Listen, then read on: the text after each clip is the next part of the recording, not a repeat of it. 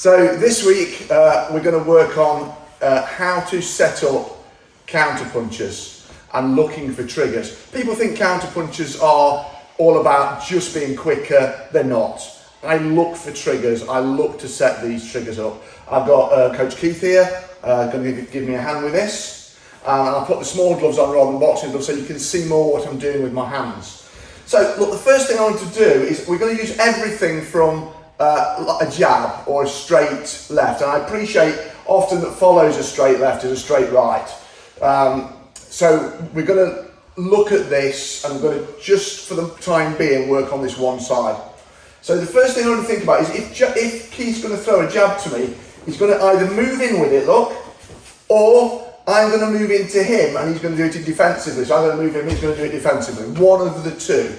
So what I'm going to do is I'm going to look for the trigger. So when Keith moves in with this one, I'm not going to respond with just standing still. Because if he just jabs, as he jabs and I go out, don't reach him. I can't reach. So I'm going to go in and I'm going to attack this as he looks forward. So I'm going to be ready to move. I'm going to attack and I'm going to strike. Now you'll notice that I did a dropping step. I moved forward and this didn't chase, it pattered down. So I'm here and it's like, bang, there we go.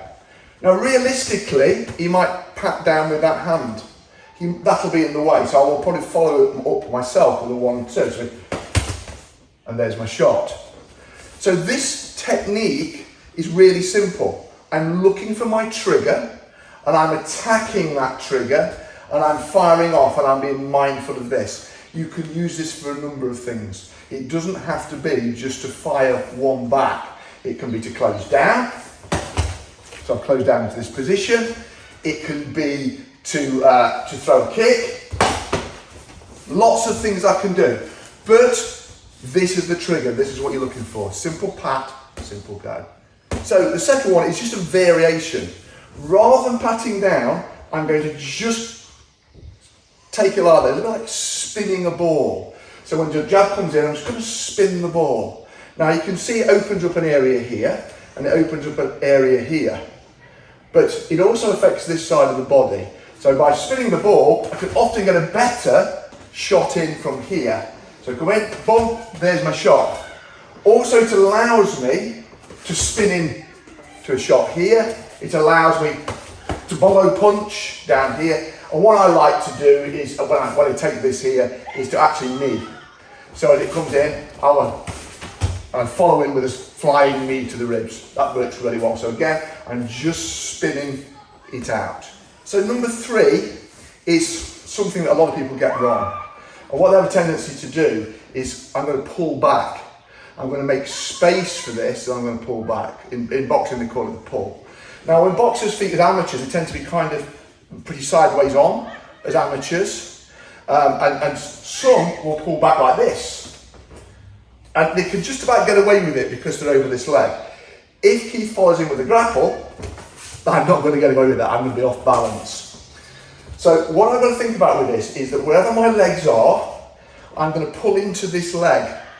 So I'm going to pull into this corner. Can you see? So there's my pull. So I've got this here.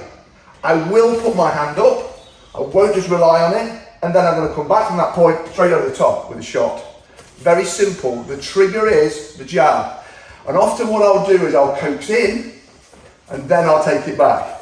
You see? So I'll coax and then I'll take it back and then I'll fire the shot. So bear that in mind when you do these. Look for the trigger. You can extend this one so I can step back with it and then I can fire off with that hand. But every time I must go into that leg, I must give this leg as a spring. If I find I'm going backwards like this, I'm losing balance. Okay, I hope that was useful. Please subscribe before Richard presses the button. Please subscribe. Thank you.